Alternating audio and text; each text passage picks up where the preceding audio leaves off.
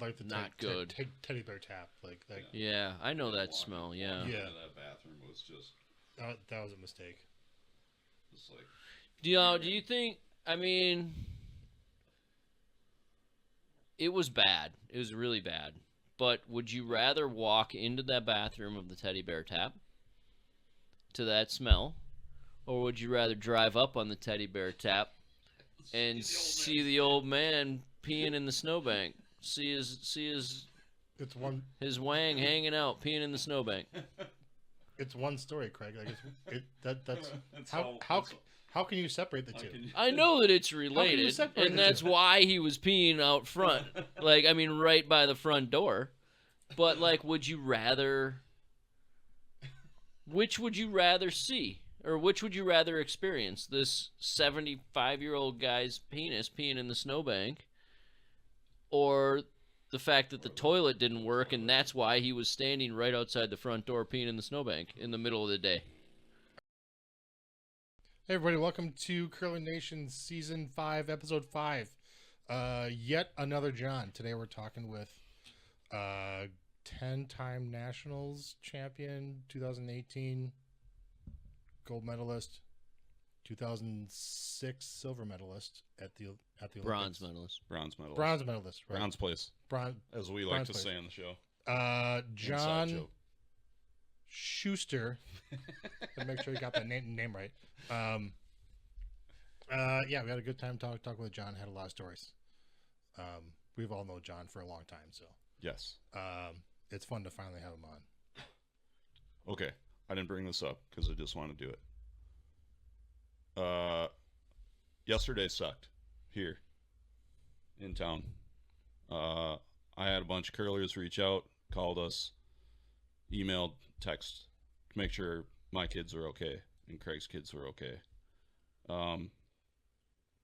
It was a shitty day, and the curling community helped out, and that was pretty awesome. So, thanks. My kids are physically okay.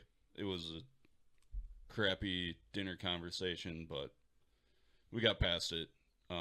So thanks for everybody that reached out. I don't know if people reached out to you, but Yes. They did, yeah. yeah, and I know you too. We were all in one email from some folks. I'm not gonna name you people, and personally, you know who you are. Thank you, appreciate it. It was awesome. It was a fun day. We're gonna have a fun time tonight, but I decided to say that and say thank you to those people because you're great and appreciated it. So, okay, now back to fun stuff. Back to fun stuff. Speaking of fun stuff, Modus Financial. Oh yeah. When I think fun, I think credit card processing. I think POS, baby. You are absolutely right. Because who doesn't love taking money efficiently, safely, and securely? ModusCC.com, they are your place for your credit card processing needs. Your curling club run by volunteers, you probably are. If you want to lessen your load on volunteers, take payment by credit card for your dues, for your bond bills, for your merchandise, for everything. Yep. Our club's been doing it for years, and it is whatever the club pays in processing fees more than makes up for the volunteer hours that don't need to happen. It's really great. So if you need a point of sale system, single credit card swiper, we have a couple credit card swipers at the club. We have an online payment system for dues and bond spiels, locker fees, Yep. beer fees, everything. It's great. We set up one quick for the Kevin Martin Curling Academy that we had. That was set up pretty quick online. So visit Mason at moduscc.com. He can get you set up. And it's fun. And it's fun. Who doesn't Who loves money? Who loves money? Everybody. Anyway. All right. Also, Endgame Curling. Croy is kind enough to sponsor our little podcast here. Yeah. Endgamecurling.com. They have a pretty great travel broom because we know you love to spiel. You're looking for that gift? Get it. I mean, it's Christmas is probably over by the time this comes out, but we'll If see. you didn't get Maybe what not. you wanted, Didn't get what you wanted. Yeah, maybe spend some of that cash you got, there you go. or prepaid gift cards. Use those Visa gift cards to buy yourself Buy yourself a new curling brush. A new curling brush. They got the icon. They have the I never remember the classic one. Is it Origin The Origin. the Origin and the travel. I've got the Origin, the travel. They have a non-slip silicone sleeve. They Yeah. have regular fabric. They have world approved fabric as well. Mhm. The most economical way to change your broom head. You just change out the fabric, keep the pad, keep the backing. Yeah. And So- game curling. I sold a couple today. Great. Did you really? Yeah. Super. Did you sell the Origin or the Icon? I sold an Icon, and I sold an Origin yesterday. But I sold a few covers of both colors or both sizes today. Boom. There you go. Perfect. Way to go, Croy. Thanks, buddy. All right. Speaking of Croy. Speaking of Croy, you know who's the You know who else is fun? What else is fun? Well, Croy. Croy is fun. Yeah. Man, that guy's just a laugh a minute. Do you know he's the very first Dale's shot of the week is won by Croy. It was voted by people online apparently, but he won the Dale's beer shot of the week. He was pretty proud of that shot because he actually stopped at the office on his way home from the club that night because I was working late. Oh, yeah. And he delivered me some brooms or fabrics or something that I needed. Yeah. And then he told me about the shot. And as soon as he got home, he looked up the link and sent it to me. So I saw that shot Heck yeah. a week before it Yeah. became That's the Dale's shot of the week. You can see the shot on. Check out the USA Curling's social media feed somewhere. It's there. It's a good shot. Yeah. Double raise double. Double raise wick double. Double raise wick double. Yeah. Yeah, it was pretty cool. It was a good shot. All right. Speaking of Dale's, Yeah. first of all, great work to the people over there at the USCA for getting a beer sponsor. Pretty great. We have Dale's on tap. We have Dale's Dale's on Light tap at on the the club- at the at curling club now, at the Madison Curling Club, and I took a picture of it on tap and sent a text to friend of the show, CEO of USA Curling, Dean Gemmel, Dean, there you go. and he was pretty pumped up to see that it was on tap at the Madison Curling Club because he knows that's a big tap. That's a heavily used tap. That is a frequented tap. Right. Those taps are well exercised. Yeah. Well. So yeah, I think it's great. If you got a curling club and you serve beer, maybe think about Trying to get some Dales. trying to get some something. Dales. Or if you're Dale's, you want to sponsor a podcast. Whoa, yeah, you could do that too. We Good touch. occasionally drink beer on the show. Yeah. We do. Like All of the time. By occasionally, we mean all the time. Oh, that's a good point. I didn't think about We could- spinning that into Maybe personal gain. Maybe next year they could send us some Dale's ugly Christmas sweaters. They have those? I don't know. They could. I mean, Probably. They maybe. That would be great if they did, and I would wear it. I would like to try more of their specialty beers. They're hard to find. They're from Colorado. Yes. Is that right? Okay. They also have a brewery out in North Carolina. But Your wife is gonna drive out there. She could bring us back some specialty beers that we could have on the show. yeah, Maybe. I'll look when I go to There you the go. when I go to the beer store. When you go to the beer store, There in look for Colorado, some- and next look for week some I'll Dales. look for some of the special Dales instead of just the blue can and the white can. There you go. All right, sorry, I Cool. think we were Sorry. rambling No there, problem. weren't we? Yeah, no problem. Apologies. We can get to a couple news stories as well. Heidi Holt and Zach Brendan from Bismarck won the very first junior mixed doubles national championship. I'm glad they were easy names. We've had some Me too. challenge. We We've have had some really hard challenging names Yeah. lately. They are not spelled phonetically on any news release that I've seen. Got it. So Yeah. Great. Perfect. I hope I said those right. Perfect. But they're off to the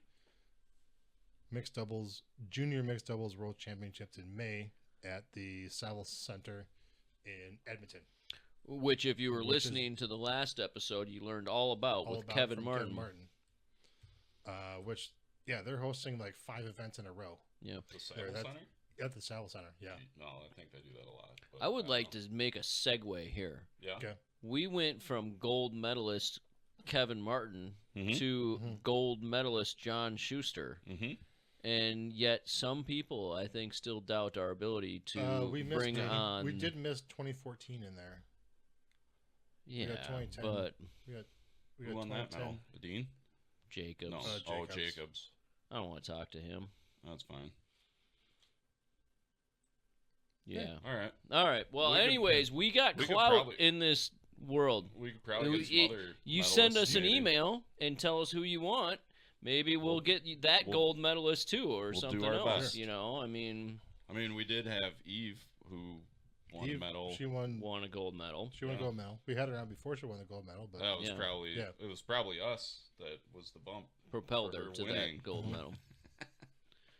So, anyways, people, again, I don't underestimate our ability to bring in top-notch Come guests. on the show. just think of what Curling Nation Schuster can bump. accomplish now. Yeah, Yeah. yeah, Yeah. Sky's the limit. it really What else? is. Do we have more updates? There's one last one. The U.S. wheelchair team won the gold medal at the World Bees. Huzzah! They're off to the World Championships in Scotland. So they go to the A's, They go to the Right. World A's. which is In in Scotland. Scotland. When is that? Do we know? Um, Impossible. to know. I didn't write that down. If only we could look it up. It's fine. We're not going to. It doesn't matter. It's No. later. No time for that. Okay. Later in the season. Later Yeah. in the season. Perfect. Congratulations to that team. I'm gonna guess May. Steve? I'll Steve? go with April. Sure. I am not going to guess. Chicken shit. Yep. July. I think you're wrong. That's a I think I'm right. what a stupid month for curling. All right, that's all I got. no. Yeah, Let's go on. yeah. Let's go. Let's All talk right. to John Schuster. Let's talk to John. Just cut it off right now because And here's John. All right, we got a great guest today. He is a 9-time U.S. national champion. He has a gold medal. 10 times. He said 10. 10? Well, Wikipedia's not updated then. Anyway, he's got some national championships. He's got a bronze place. He's got a gold medal. He's got a mixed doubles national championship, apparently. We like to call him the skip of Team Landsteiner. Mhm. It's been a long time coming. Welcome to the show, John Shuster. How are you doing, buddy? I'm doing well. Great. Happy What- holidays. You boys are all festive. Thank you. Yeah, it is the ugly Christmas sweater episode of the Curling Nation podcast. Check us out on YouTube if you're listening on your favorite podcatcher. What's on your Christmas list, John? Christmas list right now is to heal up from my most recent injury, but Uh-oh. What happened? Do you want to let Well, can you you let the know- cat out? Is USA Curling going to get mad at you if you let the cat out of the bag? you know what? If they get mad at me, whatever. No, I'm just kidding. I after an extremely long fall season that saw me home for less than a month total between Labor Day and the beginning of December, the family went to Hawaii for a much needed vacation, and I was playing out the kid in me that always wanted to ride giants in Hawaii, but not on a surfboard, on a boogie board, and yeah, I caught a rogue wave and separated my shoulder. Good times. Oh man. That Ow. that's suboptimal. So yeah. How much does that hurt on a scale of 1 to 67? You know what's funny is everyone's like, man, I've heard that's super painful, but I separated it to such a point that the 3 ligaments tore off, and it actually has not been very painful. So Huh. 5 on a scale of 1 to 67. That's not painful at all. Huh. This is the No, first time it was. since separating I it? couldn't really move it for. I couldn't move it for a few days, but as you can see, like, Oh, you're ready to pitch. yeah, well, maybe. Hopefully by summer when it's time to hit the batting cage with the boys. There you go. There you go. Yeah, that sounds healing up would be a good thing. Yeah, sure. Too. Anything else on the Christmas? Yeah, anything else Christmas on the list? Christmas list?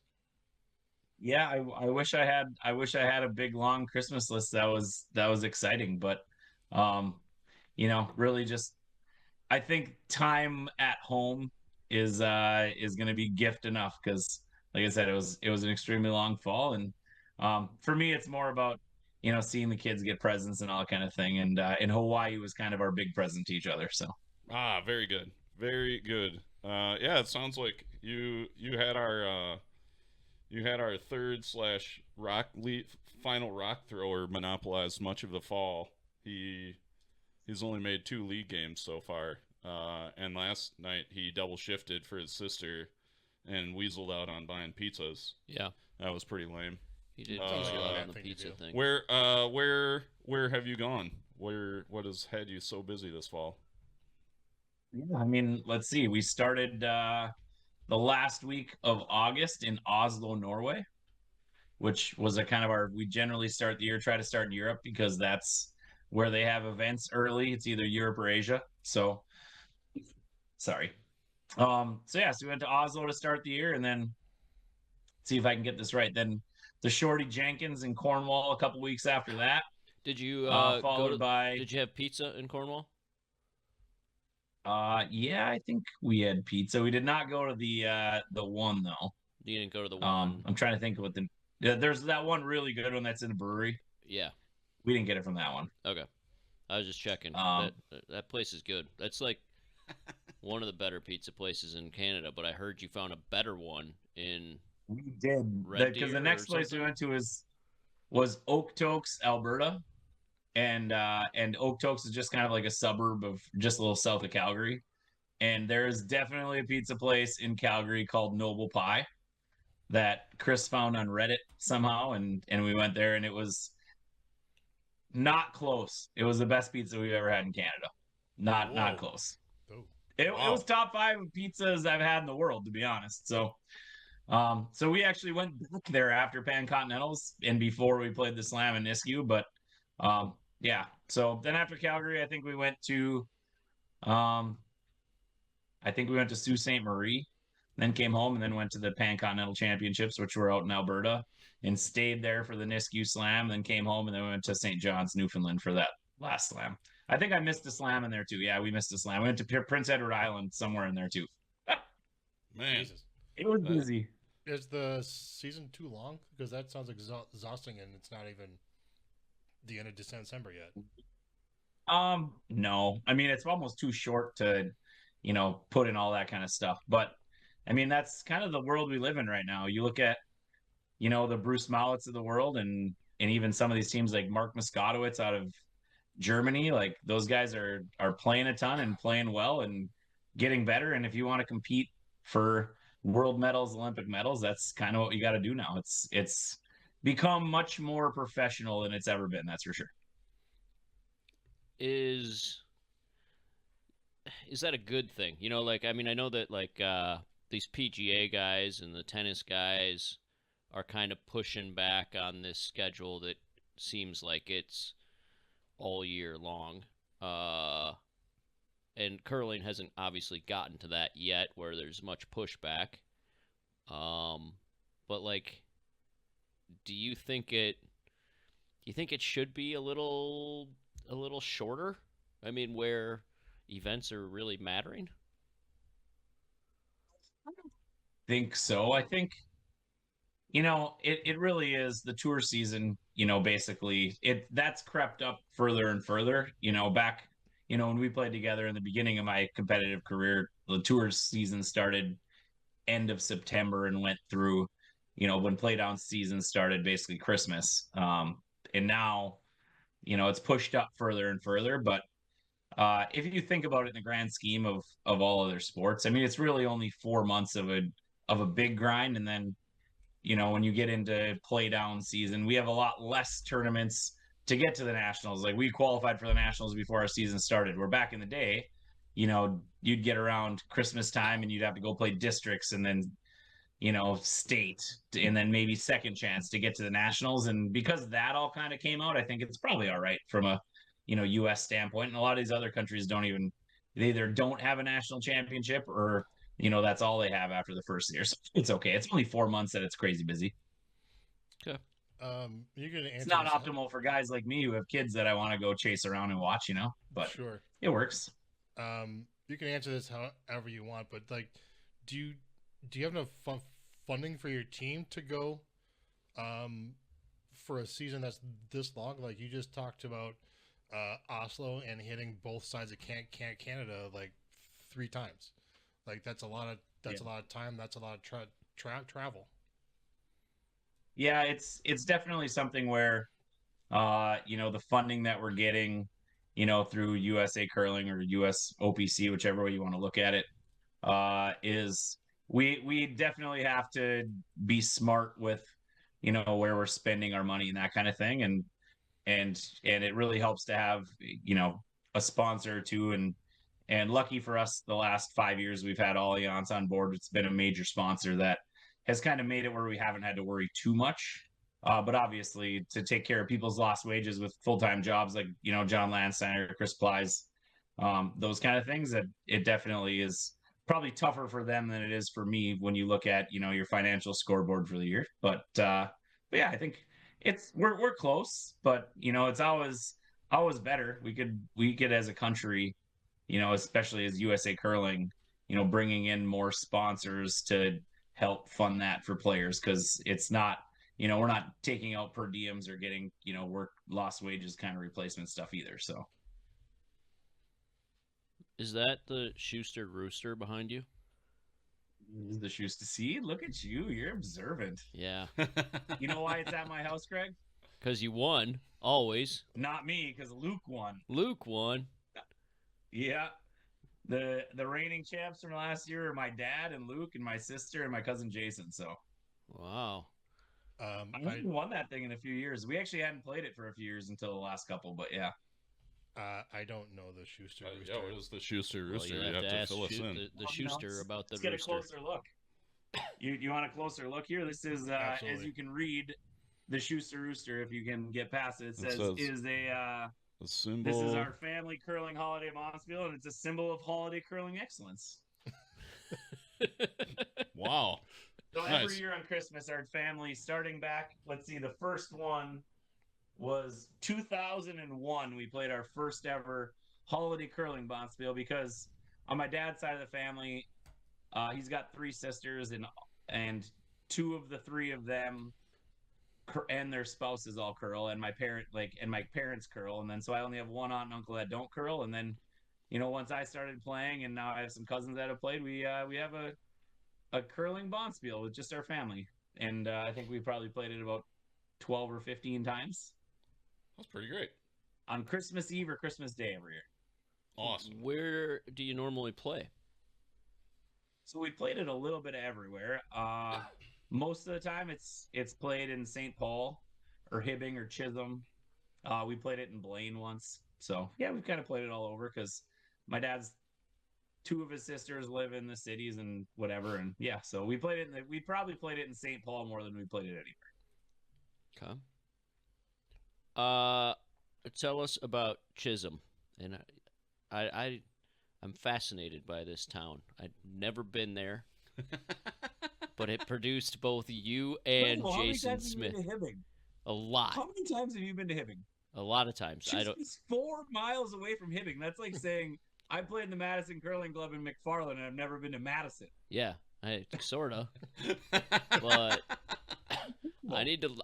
It produced both you and Smitty. I got to learn more about this Chisholm place. So just tell me a little bit about the whole. That's even where your dad's old man, old buddy Paul Pustovar grew up and graduated high school. So yeah, Chisholm it's a town of, I think now it's 4,000. When I grew up, there was 5,000 people there. Just a little mining town that's north of Hibbing, and Hibbing's got 20,000. And we have a curling club in Chisholm that's 4 sheets. Hibbing's got one with 7 sheets. So we grew up, our curling club. A guy by the name of John Lesnick opened the door for us every day after school once we kind of started playing, and I think probably 8th grade on for me, and there's league in Chisholm on now. I think they have Monday night league and a Tuesday senior league in the afternoon, and I don't know if there's still a women's league on Wednesday, but a Thursday men's league. But when I was a kid, there was Tuesday senior league in the afternoon and Thursday men's league, and that was it. And Sunday juniors. And so you had 4 sheets still a of 4-sheet ice. club with not too many members and a lot of access to ice. Wow. And not very good ice most of the time. So it's always been just kind of hanging on membership wise. Is it city owned or is it just okay? Yeah, it's actually a city building, so there's no like overhead, and it was built back in the 50s, I believe, or the 40s. One of the interesting thing is they put an ice plant. There was an ice plant kind of where the locker room is now and has been forever. But it wasn't financially kind of feasible. So the ice plant, the pipes in the club are fed through the ice plant of the arena, which is about a half a city block away. And so the compressor at the arena actually kicks the coolant around in the curling club, which is kind of crazy. But yeah, it's a 4-sheet club. It's 2 stories, so it's got an upstairs viewing, kind of like more like Duluth and Eveleth. So that's like kind of the great part about Chisholm. And yeah, I think there's probably been between 100 and 200 members there for a long, long time. Okay. Is it like you said the ice wasn't very good most of the time? Can you make it good? You can make it good for very short amounts of time. So the floor in the curling club, and I grew up hanging out there in the summertime too, because it's like the rec department has a summer rec program for like school kids. But the floor is level with the outside world, and there's a big garage door at the back corner that they insulate, around the base of it. But because it's at ground level, like the frost heaving around the edges ends up making it where you can flood the ice, and the ice is good for probably a week or maybe 2, depending on how the weather is outside. But as time goes on, sheets 4 and 8 start falling to the wall. Whereas an outturn draw to the button for me on sheet 4 going away from the glass, so you're an outturn draw, like on a good curling sheet, you take edge of the 8 foot. Well, I'd take edge of the 8 foot, but just on the opposite side of the sheet, and it would fall 4 feet to the button. Oh, that's so fun though. That was, So I learned a lot about trying to figure out negative ice. So why is sheets 2 and 3 were actually okay, but sheets 1 and 4 were always an adventure. Okay. I thought you said sheet 8, and I was a little confused there. Sorry, I might have, because sheet 8 in Duluth is the end sheet, but no, sure. Sheet 4. It may as well be named sheet 8. All right, fair enough. What else should we know about Hibbing? I mean, Chisholm. It's the place that they stop and pick up Moonlight Graham and the Field of Dreams. So that's kind of what our town is probably known for more than anything, is that, that Doc Graham or whatever, the character Moonlight Graham in Field of Dreams, he was actually a doctor in our town. He was the school doctor. And actually, there's even some old school pictures of him in a classroom that my dad is in the classroom from the picture in a paper. So, So it's kind of crazy that he's like a real life person that, then was kind of made iconic through the movie Field of Dreams. And so every summer there's a festival, and it's, Moonlight Graham Days are what we have in Chisholm. So. All right. Now, you grow up? I don't know. As a town, we have a lake kind of on the edge of town that has a causeway that runs around across the middle of it, and it's kind of unique. It was honestly a great place to grow up. There's 13 streets north of Main Street and 8 south of it, so you could kind of go. I lived on the very last street heading north out of town, and it was no big deal for me as a kid to hop on my bike and go to somebody's house on the exact opposite edge of town, and it was a pretty awesome place to grow up, to be honest. Is Perko from Chisholm too? Perko is also from Chisholm, yeah. Wow, what a city! What? Yeah, see, what a city. Is he still live there? Yeah, he still lives there. Man, you guys know Perko? Yes, we're familiar with Perko. He's amazing. Yeah, he is very, very close to being an Olympian. Yeah, he was. He's a colorful character. Yeah. Very colorful. He's the 2009 Hibbing Last Chance champion. Whoa. Is he? Really? Yeah. With you? Yeah. Is that your Still you're still reigning defending? champion? Still, Yeah, I'm still the reigning champ. champion. Still the reigning champ? You've been back since 2009. No. No, I won it, and Huh? I'm still the champ as Still far as I'm still concerned. defending champion. So he hasn't been. But I mean that I wouldn't disagree with you, except for I've won the last 3. Yeah. So Well, not the last 3 you that I've attended, but the last actual 3. yeah, you're the defending champ also. And you're the reigning champ. So okay. Well, yeah. All right, I well, mean, no, I would never take that away from you. Anybody whose last time And you had talent though, probably playing 3 for you if you had Perko. I mean, I've won it with Richie the last couple of years. Oh, man, we have stories from that. I don't know how we won, but it's a minor miracle. Yeah. But Richie's a good guy to have up there though, because he's friends with everybody, and you get a lot of free drinks. Like you get free drinks on the range anyways, because you're John Shuster. But if you're Richie too, I mean, like you're not even thinking about buying drinks. Yeah. There you go. I like it. Yeah, and the one good thing that I found playing with Richie the last couple of years is I've never been more successful playing pull tabs than when I played in the last chance the last couple of years. Yeah. Pull tab I investing. don't get it, but Pull but tab I'll tell you what, investing it's paid for many of food and drink for a weekend each of the last 2 last chances. Nice. So you've won 3 consecutive last chances? Yes, sir. Wow, that's Wow, I impressive. should've That's played. like that's like Polsky back in his heyday. Did he win 3 in a row or 4 in a row? Do you know? I think him and Ike won 3 in a row. Ooh, that's a lot of pressure this year. Well, we'll see if I play in it. It's always the reason. I mean, I basically play the last chance whenever we're not playing at Worlds, but it's quit crossing over with Worlds the last couple of years. So Right. it's it's been fun to get up there, and I think we were in the long bracket the first 2 years and the short bracket this last year, so it's 20 in a row. So that's a pretty good winning streak anytime you get one of those. That's not bad. Not bad at all. 20 in a row is pretty good, I think. What's your favorite sheet in Hibbing? Ooh, that is a great question. The last chance or in the curling club? In the club. I think I'm kind of a sheet. Well, I mean, you got to understand the sheets change numbers halfway through my existence there. Yeah. So it's funny. In Hibbing, sheet 1 is on the left and 7's on the right, but probably up until like 2000, sheet 1 was on the right and sheet 7 was on the left. They counted them backwards. What? I think Why? my favorite sheet in that club is probably like 2. I think I like sheet 2. I've had a pretty good record on 2. Current 2 or old 2? New 2. New Old 2. 6. Got it. Old Old 6. 6. Got it. So left 2. Left 2. So the problem is The only that bummer about 1 and 2, like you can't even like see them. Right. Uh, Because the seating well, only you can goes see over 2, to but 3. 1 you can't see. yeah, and so like that's why that might have been why they started closest to the door with sheet 1 in the old day. No, why'd they start that way then? No, believe it or not, when the club was built, the curling club, the viewing was on the opposite side. Oh. And so when they moved the club room to the side it's currently on, they didn't want to change the sheet numbers. And then it also counted up as you went toward the arena for last chance. So 7 was the closest to the arena, and then 8, Sure. 9, 10. So they're backwards upstairs too, Got it. which now have been flipped. Well, at least they're consistent. Yeah. Consistent. That's Consistently backwards. something. My favorite sheet is 4, and so that didn't change when they switched Now, the numbers. Did you win a national championship on 4 or something? Is that what happened? 2.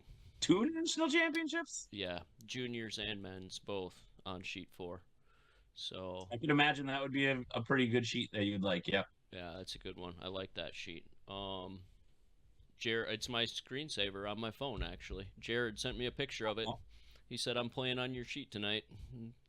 Sent me a picture. So I've had it for like 2 years. It's just been my background screen. There you go. Boom. Sarah's my wife Sarah, her aunt, was at some home that her, I think, dad was living at, like actually some apartment complex, and there was some random things, and this lady that lived up there was like, "Oh, your nephew or your niece's husband is an Olympic curler. I got this old curling photo in there, or painting kind of thing, and there was a painting that a famous artist in Hibbing did, and it had a bunch of random curlers from all different eras playing in the Hibbing Curling Club, as you'd see it from the glass. And as I looked at it, I'm like, that is Zezel curling on sheet 3. It was totally Jared. Like the way he was sweeping was totally a picture that she used as Zezel shot. Like he was definitely curling in that picture of this painting that this person did. Nice. That's awesome. Nice. Did you get a deer this year? I did not get a deer this year. I hunted deer for about 4 hours. Okay. In Minnesota or Wisconsin? I hunted in Minnesota because Wisconsin, I was gone for the entire season. I was even gone for the youth season, so I couldn't take Luke youth hunting either this year. So Got it. kind of a bummer. But yeah, such is life in curling these days. Did Luke get a deer with Grandpa? He didn't go with Grandpa. No. Oh, Got bummer. it. How was fishing this summer? It was not great, but I mean, I probably got out. I didn't get out nearly as much as I have in the past few years, but even when we did get out, it was kind of slow.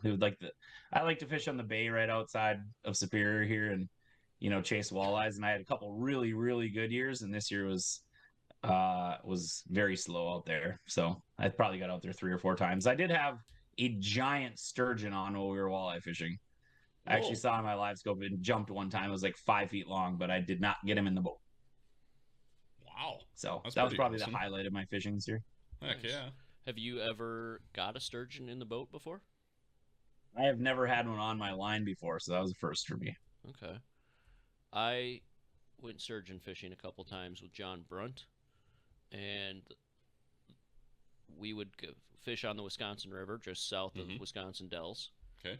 And he's telling me, they got to be 62 inches or something like that to keep. I'm like, all right, whatever. Like, we're just fishing, Yeah. and we're basically just drinking beer is what we're doing.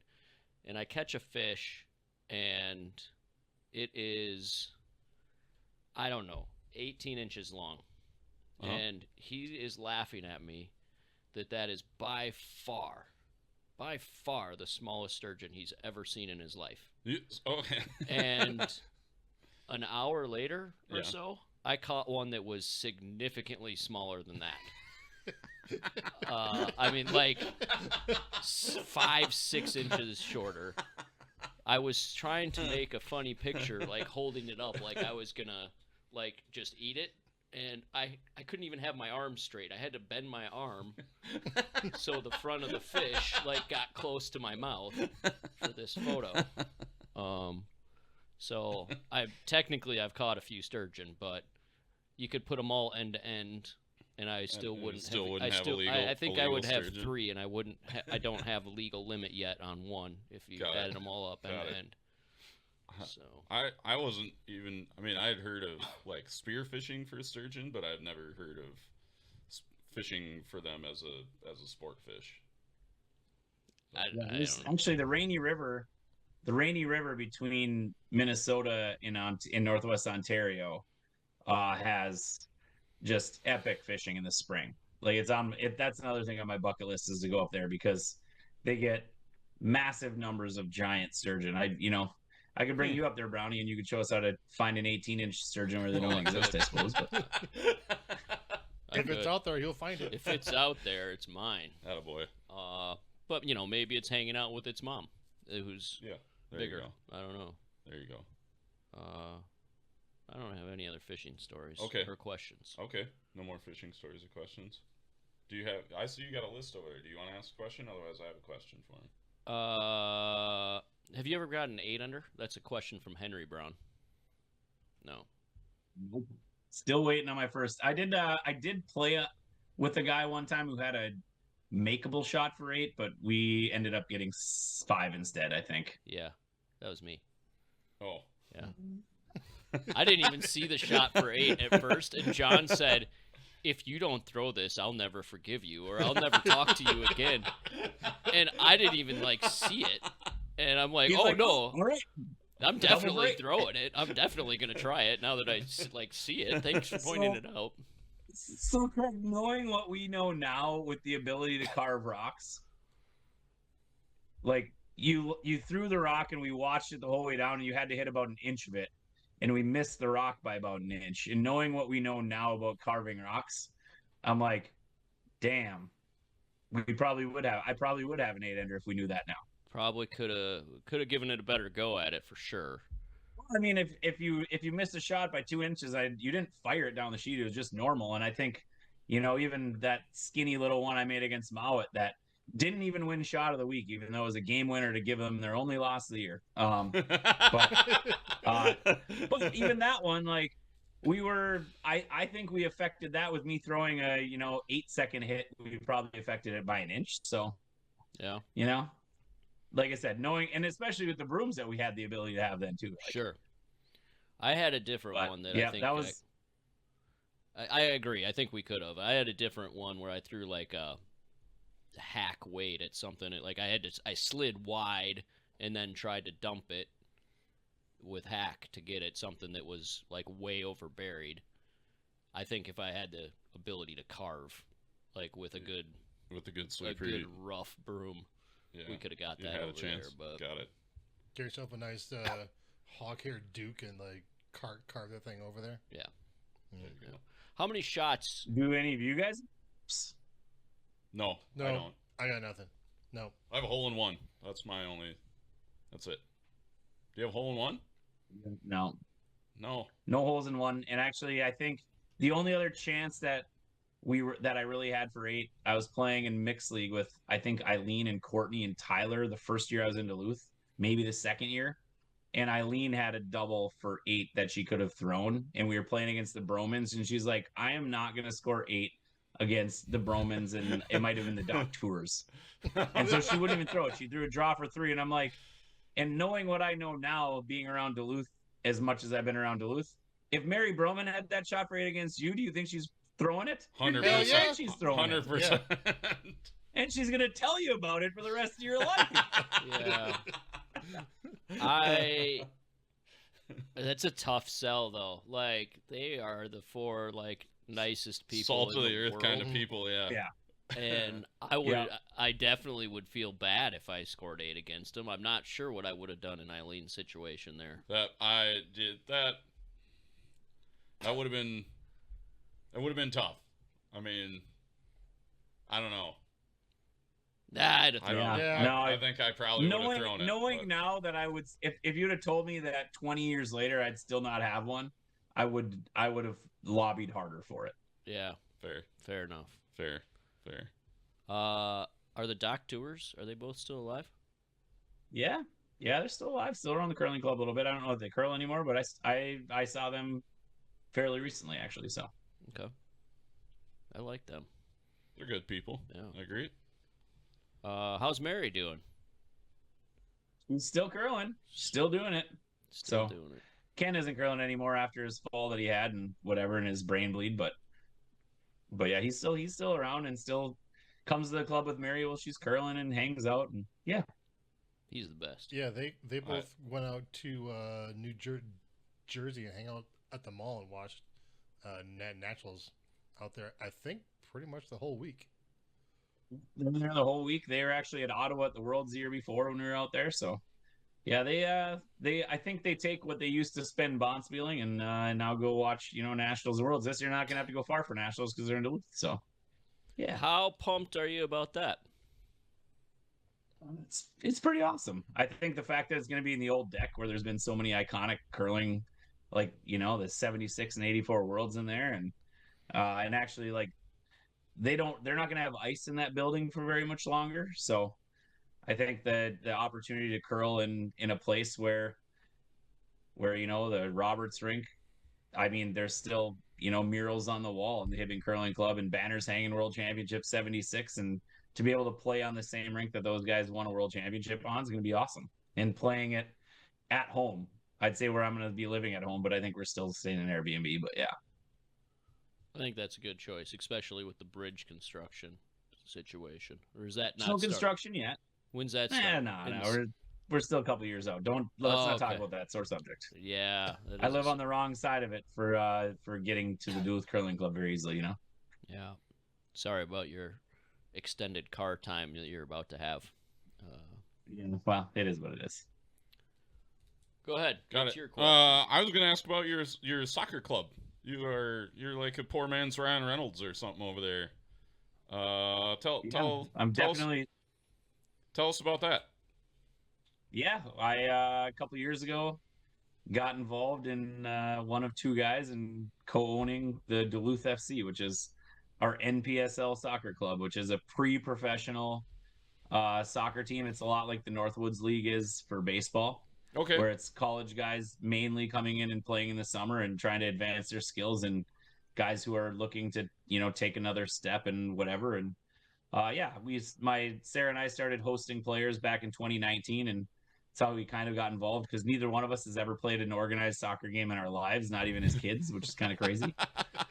But yeah, and once we started hosting players, we started going to games and getting to know these guys, and it was, the guys who have lived in our house. We've had guys from Israel, the Netherlands, England. We've had one American guy, another Northern Irish, a Nigerian guy. And then this last year, I think we had an Englishman, an Irishman, and a Canadian kid. So yeah, and another Canadian kid along the way too. So Wow.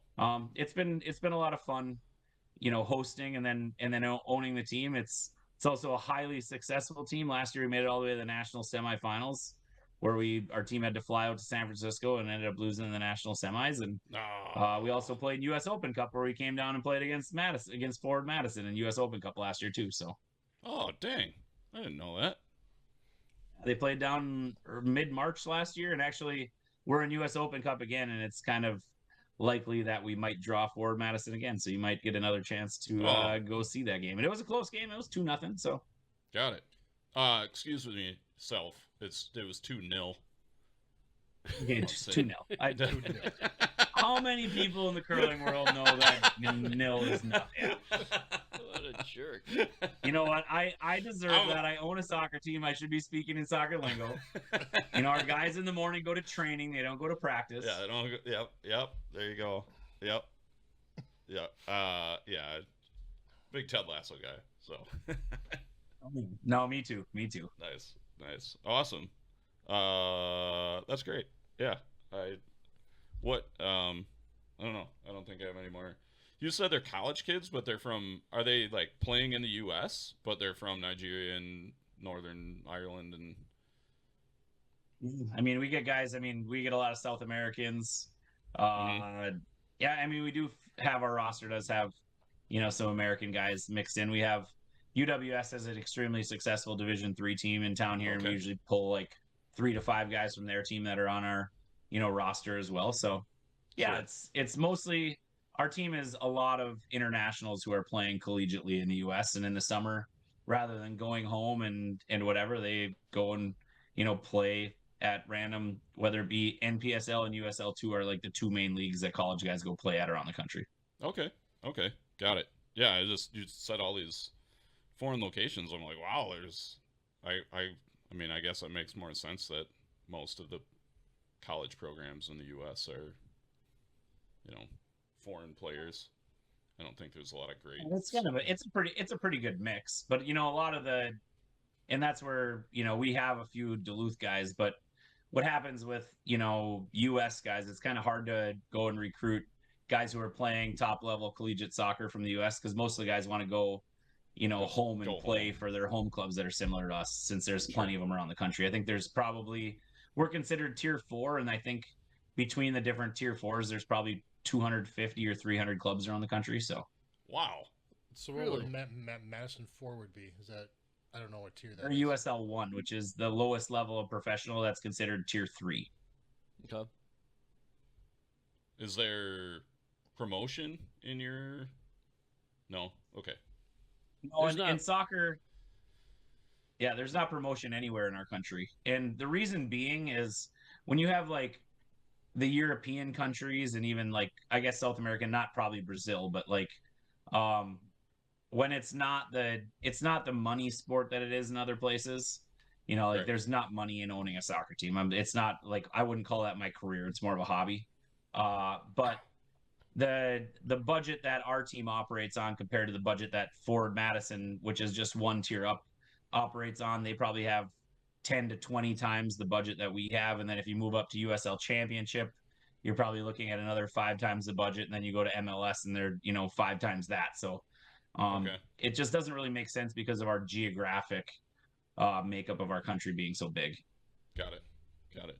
Cool. With all these international players, do you get into soccer versus football fights? Nah. It's. I mean, our team But is too called polite. Duluth FC is football club, and we got to make sure people know that we're a soccer team. So Fair enough. I love. Do you know how how it came to be known as soccer in the U.S.? I heard There's some crazy story about in England. They started calling it something like in the U.S. and kind of shortened it to soccer and kind of sent it over here almost as a joke, and we kept it Oh, nice. as the name. Yeah, that was I think different than what I heard, but yeah, I heard something that I don't know it off the top of my head, so I can't share the story that I heard. But yeah, I don't think it's the first time that our country's been fooled no, into believing something, probably not. and then just stuck with it out of arrogance. Yeah, Why not? Yeah. What was your? I'm gonna go back to curling. do it. Let's Okay. go back to curling. What was your favorite national championship to win? Ooh. I don't know. Probably. I mean, it might have been 2009 because that was also an Olympic trials, and it was my first as skip, and we probably had no business winning based on like the seed we were in the thing and whatever. And so I think like looking back on it and I mean, it had obviously double meaning, whereas we became the world champ, like the national champion in the Olympic team at the same time. But I think another one that kind of stuck out for me was probably like 17, like in Everett, Washington, where we knew that even if we won, we probably weren't going to the Worlds because we were so far behind in the points race. And at that point, it was points. And then Heater and those guys didn't make it to, into the, or was that? Yeah. Well, sorry, whoever it was didn't make it there. And then same thing from Kalamazoo too, I guess. But they didn't make top 3 and we went undefeated at that one. I think that was my first undefeated one. So that one was pretty good too, because we pretty much went into the nationals being like, let's just show people that they're going to have trouble with us in the trials next year. And let's go and win a national championship, even though we're not going to Worlds. And then lo and behold, we went to Worlds, anyways, based on the finish of another team. So Got it. What do you think about that? I mean, obviously it's That was like 3-4 years they did that points thing where yeah. yeah, I think so. I think this day and age, we don't need to do it anymore necessarily. I think it'd be really hard. So say right now you get a team, 3-4 years from now that's a top 5 team in the world that needs to go to the World Championships in order to qualify your country for the Olympics. Like that's the only thing where I think maybe you could have an asterisk where, a team that is clearly the best team in your country by far and gives you and has a chance to, win Olympic medals and world medals like handily, then I don't know that I'm with it. But like with where we're at right now, it's really hard right now to say it's not going to be, Casper Dropkin and us, because if a team goes there, they're gonna have to beat all 3 of us right in a row, which is gonna be really tough. So I do prefer the national champion winning and going to Worlds. So like that's I think my preference, and I think it's always been my preference. Yeah. says the 10-time national Yeah, 10 champion. I'm gonna get that page up. I thought I knew how to count, but maybe not. I think You want me that- here? I could do it on my fingers. We got 3, 5, 6, 9, 15, 17, 19, 20, 22, 23, 10. Yeah, it doesn't have in the U.S. Championships. It didn't have 2009. It has that as the Olympic trials, but Olympic like you trials. just said, it was the trials both. and it was the kind of Yep. the national championship As at the was same as was time, 2005 so- was the same way. So yeah. Yeah. Got it. Yeah. I'm salty about that one. 2005. Yeah. Yeah, I can understand that. Actually, I'm not. We were not. They were the better team, but I had some really bad breaks in that game. I would have liked to see that play out naturally. Got it. So I had two different ends where I had you guys set for two, or had us set up for two, and my first rock grabbed. And so then I was forced both of those ends. I would have liked to see that just play out normal. I'm not saying I would have won, but would have been Got it. would have been a little more More sporting exciting. at the end. I can understand being salty at a situation like that. Yeah. Of course, they probably picked on footprints from my own players because Yeah, it was probably Brunt's fault. it was Brunt wasn't on the team at that Oh, no? event, but Was that John? Cody and Matt Cody and and Matt, okay. Bob played the final. Bob.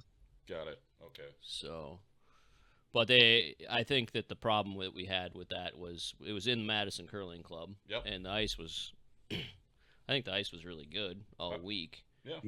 But they had the women's final where there was several hundred people out on the ice, Yeah. and then there was like a 20-minute break before we went out for our pregame practice for the Mhm. men's final. And it just didn't have time to cool off. Got it. And like Sure. the ice actually ran fine, Yeah. but there was Did not quite hold. there was a hold lot up of in footprints that Yeah. weren't there throughout the course of the week. Sure. Yeah. Sure. But Yeah, there was a big crowd for the women's final. I Well, remember that. Craig, you can thank me because I was on the ice, heating up the place. heating up the place, you and I your was. hot breath. Thanks for I know. nothing, Joel. Yep. Yep. It's my fault. Well, hopefully, John, in the Duluth Nationals, you don't suffer the same fate that I had in two home nationals of losing two finals in front of my home club. So I'm pulling for you to break that curse.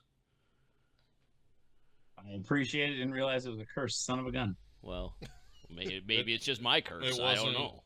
But maybe Yeah, it I'm is gonna now. I'm gonna let you have that one. Yeah, that's fine. I'll take it. All right, Martin Brown's question was, what is your favorite ice to play on?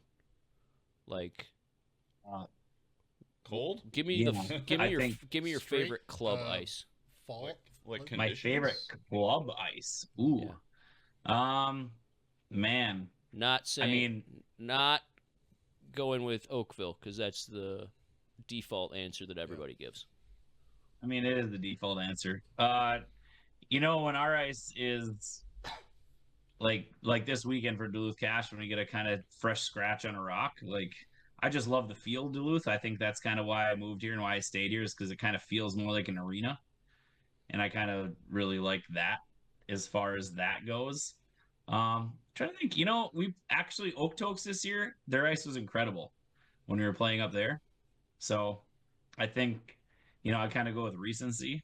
I think that's probably, but Penticton is right in there too. Their ice it's not because of the ice, it's because of the people in that place. It's just kind of a magical place to go curl in a Bonspiel, and they've had such a great event that our team loves playing there. So maybe that's my favorite club to play in, would be Penticton. They've kind of adopted us as being their home team, even though we're not Canadian. That's cool. But yeah, I think from an ice standpoint, just thinking, it's hard because I think I've curled in probably like 300 curling clubs. But Have you ever counted yeah, them? it's always fun doing stuff like playing the Granite in Winnipeg too, right? Sure. Where the Silver Broom is up there in the lounge. It's pretty awesome. Have you ever counted how many clubs you've played in? I have not. I probably should try sometime. I tried once, and I think I got to around 150. And I've added some since then. Not many, but Wow. yeah, it's a lot of different places. Wow. That's pretty I think I think it probably I might be in that same kind of realm. I think I have 20 some just in Winnipeg alone. So See, I missed out. Like the first year we played in Winnipeg, we played like every game. I think we had one repeat, I think I played 8 games. I think the team played 10, and I think I played at every single club I played at was different. But then I went back the next year, and we played like Played a lot of the same ones. we played all the same ones except one. So like I didn't add any. I didn't add a bunch of other ones. Yeah, I was on that team with you. I think. Yeah. We did like 9 different clubs and 1 repeat. I think. Yeah, but I had I think we already played one been thing. at like all of them Yeah. except for one of them. I didn't. I thought it was great. Yeah, and I mean, a lot of them closed from the time that my first MC I played in with Fenton, I think was 2004 maybe, Mm-hmm. and that year there were like 30 different options of clubs to play in, and a lot of them sometimes you're traveling a little bit out of town, like Springfield, and and you could be a little bit out of town, but then even a lot of the ones in town that we played in, I think I probably played in 4 or 5 that don't exist anymore. Yeah, definitely. I know a bunch of them shut down, which is a bummer. But This one is, I think I curled in Valor Road when it was Valor Road, and then I played in it when it was the Asham Center, and then I played in it when it was the Thistle Club. So I played in the same club under 3 different names. is it still? So that Does it still exist? no, I think it actually may have just closed. Okay. But it became Thistle when Thistle burnt down. So I played in Thistle before it burnt down, and then when Thistle burnt down, and then they moved over to Valor Road, I played in it when they had renamed that Thistle. Got it. Did you ever play in West Kildonan? More than once. The Did you- Snake Pit, man. The Snake Pit. See? Oh, See? Somebody the else Snake has Pit. heard of the. We were talking about the Snake Pit with Kevin Martin yeah. last time, and Joel and Mike had never heard the term Snake I'd Pit, never and heard I don't know Snake if Pit. that's like Just The- any bar in a basement of a curling club, or if it's like just the one that Kevin I was think it's just talking the- about, and just this West K. Or just I don't know. or just a bar in the basement. I think it's just the West K one, man. See, Got it. Kevin It was thinks actually it at a was. sign. It was the Snake Pit. Was it the one in his hometown that he called the Snake Pit, or was that just some other? No. I think he just calls them snake pits now. Yeah, I maybe. don't know. You can't ever trust anything I Kevin can't Martin remember. says. Come on. Did you guys know there's a? Did you know there's a bar in the basement of Mr. Bob's in Rice Lake? No. Yeah, No? it's awesome. Really? Yeah, we've been. Is it we're- new? Huh? Is this No, new? no. It is very old. It's like literally wall to wall carpet. The bartender. We were there late one night. The bartender let us go down there. It's literally like carpet up the walls, and like a big old bar. Oh, it's not a separate bar. It's just more Mr. Bob's. Yeah, but there's a whole bar. I don't Right. think they use it anymore. They Correct. should. But yeah, they should. That's- It was Along pretty that awesome. same line, Mike, do you know that there's an actual bar in the basement of Tyler George's house? No, I've never been to Tyler George's house. I've never been to China, but I'm gonna make him a sign this. We'll not call it the surprised. Snake Pit. Yeah. Tyler George's Yeah. Yeah. basement bar can be called the Snake Can Pit. we call it the Snake Pit? Do And you it think, is- or does it already? You'd have to ask Tyler maybe if you can name that thing. But I mean, it's got a bar and booths and a jukebox and everything.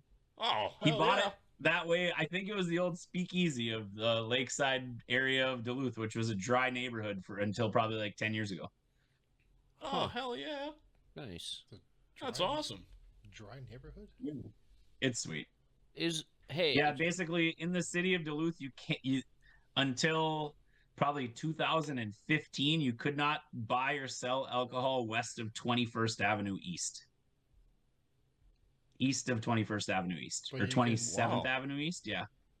So right where Highway 35 comes up and ends and it becomes Highway 61 going, Yeah. heading toward Two Harbors, there was no alcohol. There was no liquor stores, there was no bars. Yeah. Wow. Up until like 10 kinda years crazy. ago. Yeah. Dang.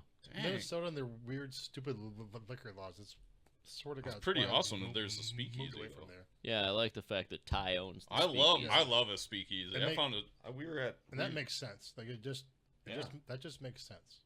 Yeah. We were in Lincoln, Nebraska a couple years ago, and I found a speakeasy one night. It was awesome. It was Huh. great. It was like this little hole in the wall. I'm gonna go back to a Go different ahead. conversation. Go. Is West Kildonan still around, or is that club gone now? I actually think they just closed in the last 5 years. Isn't that where Which the is crazy doctor was because it was from? kind of like I don't remember. I think so. I mean, I know he curled out of there at one point. The interesting thing, and if you want to see, you can probably steal it now that they don't exist anymore. They used to have a spiel there. Do you remember seeing this brownie called the Crazy Spiel? Where No. there were obstacles. They at their end of the year bond spiel had you could throw the rocks. You had to get like throw off the boards and random things because they had, you know, tires and random things in the ice that were like obstacles. It was called the Crazy Spiel. Okay. That sounds fun. I have seen that. I didn't know that was there, but I have seen pictures of things like melted and frozen into the ice Yep. as obstacles. Yep. West K used to do that every year at the end of the year. Okay. That's fun. That sounds like fun. Have you ever played in one of those blacklight spiels? Anybody ever done that? No. No. No. I've been to the club. Yeah, where it's Natana had happening. them. Yeah, Natana Curling Club had a black light. Like their rocks you could tell had like black light paint on them, Yeah. and they used to have like black light nights during the course of the year. I don't think they do anymore, but they did for a couple of years. Yeah, that's when I went to I'm- Quebec. They yeah? that club was set up for blacklight stuff. Ah, Hmm. That would be Um, cool. I would try it. It would, At least that once. might be fun. Yeah. We used to do Think the about glow. it. The ice is painted white. It would glow like heck. It'd be awesome. I think. Yeah. Yeah.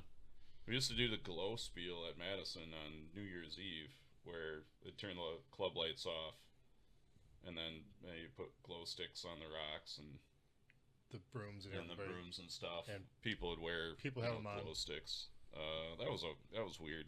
Yeah, you just couldn't see anything. Yeah, It was a recipe for disaster. pretty much. Yeah. I don't think Oh, anybody really funny swept story. anything. I love funny stories. Funny story of the lights out. Here's a good lights out story. Is we were playing in the shorty this year, and the power went out. We were in the sixth end playing against Kyle Waddle, and the power went out in all of the town, and and there was just a couple emergency lights that were kind of up, so it was pretty darn dark out there. And Rachel Holman had a draw for 2 to go up 5 in the fifth end of her game that she was playing in, and they said, "Oh, we're gonna wait until the lights come back on and then resume play." She's like, "Screw that, I'm drawing for 2," and she threw a draw for 2 in the dark and made it, and the other team shook, and then they didn't have to wait for the lights to come back on. Leave That it is to a pretty- Holman. That is a pretty funny story. That's a good story. Yeah, like she's that. like, "No, I'm throwing the shot. forget It's a it. draw for 2." Forget it. I'll throw that. Yeah. No problem. Do you ever practice? You ever practice in the dark? Yeah, I've thrown the odd rock in the dark. Not super dark, but without the lights on for sure. Do you ever close your eyes when you're throwing draws? Nah. No. I'm Do just you? curious. I've tried it. Yeah. Michael Jordan Oh, free I throw mean, style. I've done it. Like I guess when I think there's a junior team right now that does it where they close their eyes and throw the rock, and I'm like, okay, how do you not go over the hog line kind of thing? And so they sit in the hack line up and then throw, and they close their eyes and then they slide and throw and whatever. And so I did it when I was working with them this summer once. Okay. What team was that? Pretty interesting, actually. What's that? Who's that? I don't. It's Team Johnson, Allery Johnson Got out of it. St. Paul. Sure. Which did you realize, Craig, that their dad is DJ Montana's brother? Yes. I did not realize that until last year when DJ was watching, and I was like, "Oh, who are you here watching at a junior school?" He was like, "Oh, my nieces and nephew are curling," and I was like, "Oh, okay, that makes sense." Yeah. Who's DJ Montana? Who's I DJ don't know. Montana? And his brother is CJ Montana. I No relation to Joe? Or Hannah? Hannah Montana. That's a good one, Joe. Time. That's a good one. Every once in a while. No, I just learned that because I met Chris. I believe it's Chris, right? Yeah. And he told me. I met him at this summer camp in Blaine. While I was kind of helping out a little bit. Mostly I was just there driving my kid around. Got it. But since I was going to be there the whole weekend, I figured I'd I assume these are just help out a little bit. this person just like a curler that you know, or He's the coach of probably the top or second best junior ladies team in the country. Got it. oh, got it. Okay. Which 2 of his daughters are the skip and third. Got it. Yeah. They're pretty good. They play Very young. I think they're like 17 and 16 or 16 and 15. So yeah. Yeah, Yeah. I was a little surprised at how young they were when I talked to them this summer because I knew how close they were to winning last year, and Yeah. so I was talking to them a little bit more and asking them, expecting them to tell me that they were in college or going off to college or something like that, and I realized like they're still all playing U18s.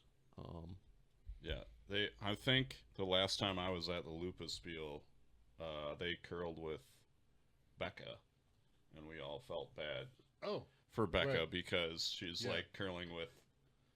At Juniors. that Yeah. point, they were probably were, like uh, 12 they and were 13, young, yeah. 13 and 14 maybe. It was pretty funny watching Becca show up as some people do after a night of The hospitality Glonspiel suite. festivities, Yeah. and curling with these young ladies.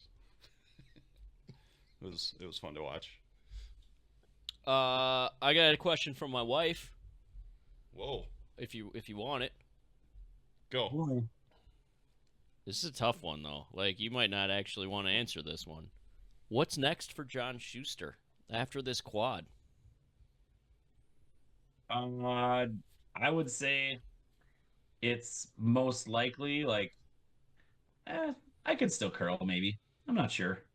I think my focus is definitely going to shift after this quad to supporting the kids in a little bit more than I already do. Like, I mean, when I'm home, running them everywhere and trying to be involved in everything. But I think this next quad is going to be kind of getting to the point where what they're doing is going to have to be the center of what we're doing, and curling is going to have to probably take a back seat. But at the same point, if my kids continue to curl and get better and try to keep playing, like I wouldn't put it past me to try to curl with them when they become like a proper age to maybe be relevant in men's curling. Maybe 2034 Olympics or something. Maybe, I don't know. Wow. All right. All right. That's a pretty good Do plan. both your kids play? Actually, I'm going to play with them, and I'm going to spare for them tomorrow in league. So Nice. What position do you get to play? Uh-oh. We froze. You froze. Did we lose John? But his computer died. All right, we'll fill time. tomorrow, since my Wait. Oh, my okay, computer's hold on. not dead. Hello. Hold on. Hey. Oh, we lost you Hey, for we're a back. minute. You're You're back. back. All right. Now it says my connection's unstable. Yeah. What All right. what Superior position are ran you out gonna of play? Internet for a little bit there. I'm probably gonna play. I'm gonna have to skip because I can't sweep because of my shoulder yet. Oh, well, that's a good excuse. I like But that. Maybe I hurt my shoulder. they kind of rotate through, and yeah, you should separate your shoulder and just claim it's separated for the rest of your life. Did you You already probably don't skip? sweep anyways, What do you? Well, I haven't guess not swept on- yet this year. not on Fridays. Not on Fridays or on Mondays. On Mondays, you skip. I've called the game all season so far on Monday nights. Yeah. But I haven't been able to play. I haven't even played back end. Oh no, I played third one game, subbing in with Martin. Otherwise, I usually have to play lead or second. Yeah. Just tell the kids that you threw your shoulder out podcasting, and Yeah. they'll be really confused. Yeah. Henry probably thinks that means like casting a fishing pole or something. Like I could probably fool Henry, but Got it. how much is Sarah playing? She plays on Mondays with me. Okay. So Is it- yeah, we play with a couple sets of our friends on Mondays. Is that an open league or a mixed league? It's an open league, Got it. so we kind of treat it like mixed league though. Sure. I guess this last week we didn't. We had one girl and three guys playing. So, but most of the time I skip. Sarah plays third, and the other people playing with us play front end, whatever. So yeah. Got it. Very good. You got any more, Craig? No, not right No, now. you're gonna- So I'm gonna come up You're with gonna some hold other off? questions All right. during Well, We'll this. get to our We've got our questions show and then end questions chime here. We're not in. going to kick you off, but we ask our all of our guests these questions. How did you start curling? I finally tried it when I was in 6th grade. I grew up watching because my dad played in league in Chisholm, but it was always men's night, and at that point, like people are still smoking and drinking out on the ice, and I was always begging my dad when I was a kid to be like, "Can I just go throw one rock?" He's like, "No, this is men's league, son.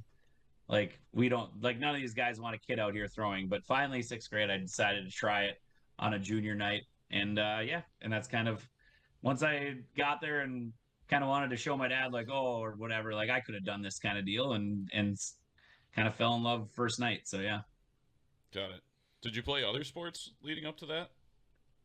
I actually played basketball all the way through 8th grade. So I kind of did basketball and curling in 7th and 8th grade. I did a lot more basketball than curling, but after 8th grade, I stopped playing basketball, and I actually played baseball all the way through 2 years of college too. Whoa. I don't think I knew you played baseball in college. Oh, Fun he's fact. a Yeah. knuckleballer. I did know you're a knuckleballer because I heard a story that Matt was at some event and was playing catch with Tim Wakefield and had no clue who he was. And Matt threw a couple knuckleballs back and forth, but Tim Wakefield was playing catch with John Shuster, and Matt chimed in and threw the ball back and forth a few times. Let's get the record straight. Got it. Yeah. Okay. Funny how that story was different. I knew that version. I knew John's version. You knew I'd John's heard Matt's version, but I always knew that was The bullshit. interesting thing about that, though, is Josh Beckett was standing alongside Wakefield, and Matt was standing alongside me, like while we were playing catch. So like, yeah, it was pretty like could have been playing catch with Beckett too, but it was actually at the BMW that particular year. They had a celebrity softball game, so it was actually in a field that was an exact replica of Fenway Park, playing catch with Tim Wakefield throwing knuckleballs back and forth. All right. That's pretty cool. That's I got pretty a video of it. It's not a very good one. Dan Jansen started the video this way at the phone, and then he turned it this way. So Got it. He's known for speed skating, not for Yeah. videography. Yeah, there you go. Awesome. That's true. Speaking of pitching, you got to defend your team's first pitch at the Minnesota Twins game.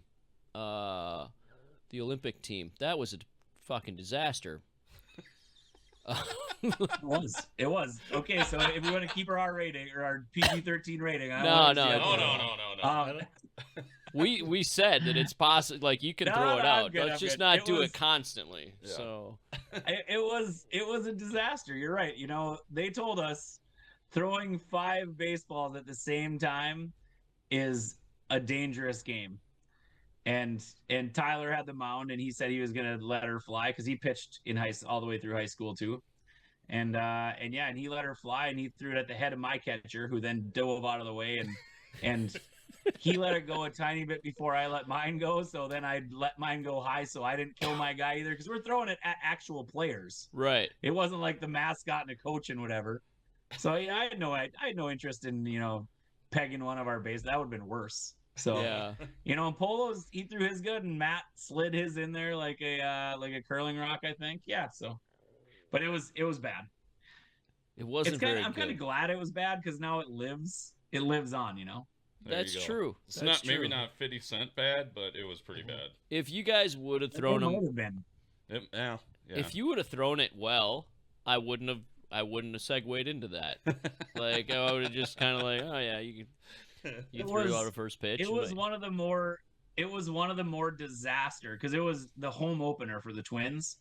And at Oh, that man. same game, after we got done having the first pitch go awry, they announced the players for the game, and they had a bald eagle that was going to fly after or before the national anthem. And they started at the top of the stadium, and instead of coming down and landing on the guy with the glove, he came and landed on one of the Mariners players wow. in the outfield. What a day. Ooh, that's Yeah, it was wild. It was a wild opening home opener. Huh. All right, I'm gonna go into another question. All right, now, go but for it's it. completely Go for off of it. that. What's the This is true. coolest random ass thing you got to do because you won a gold medal? Oh, it was 1,000% was throwing a rock at the NHL outdoor game, Okay. and throwing that, to deliver the puck to be dropped, and then to throw it close enough where Matt could give it one little click and have it stop on the center dot with like 60,000 people in the Naval Academy Stadium like losing their minds because it was a week after the Olympics ended. That was like kind of the most random, and we got to practice it, quote unquote, right after they took the foil off the rink and before they zambonied it and the rocks were hot, and it was I would have had to throw a, as we call it up on the range, liquor store weight, backswing and throw it as hard as I could to even get it there. But then they Zamboni the thing, and it was like perfect NHL ice, and there was no pebble. But I had to throw about the equivalent of board weight to throw it from like the face-off dots in front of the net to center ice. Okay. And you said there was like that was at the where the Ravens play? No, it was the Naval Academy Stadium in Annapolis. Okay. Yeah, That's it was fun. it was awesome. That's pretty cool. Should we talk? We didn't talk about his gold medal at all. Should we talk about that? Or should we just Sure. blow right over that? I mean, like That's right. He did win 18, something like that. that was a long Yeah. time ago. Yeah, that was a long time ago. That's fun. We can talk about Congratulations on your gold medal. it. Yeah, congratulations. Next. Nice.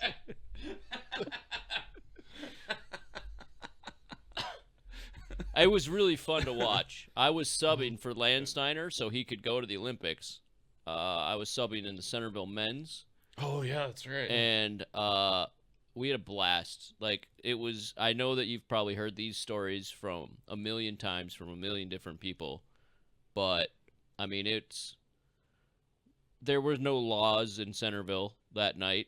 I mean, because the game started at what, like midnight, It was 1? like 2 or 1 something. a.m. I think your Yeah, time. Oh, And- it was yeah. it was So I 1 mean, or it's 2. it's Yeah. 4 a.m. Yeah. and the bar is still 100% open, Yeah.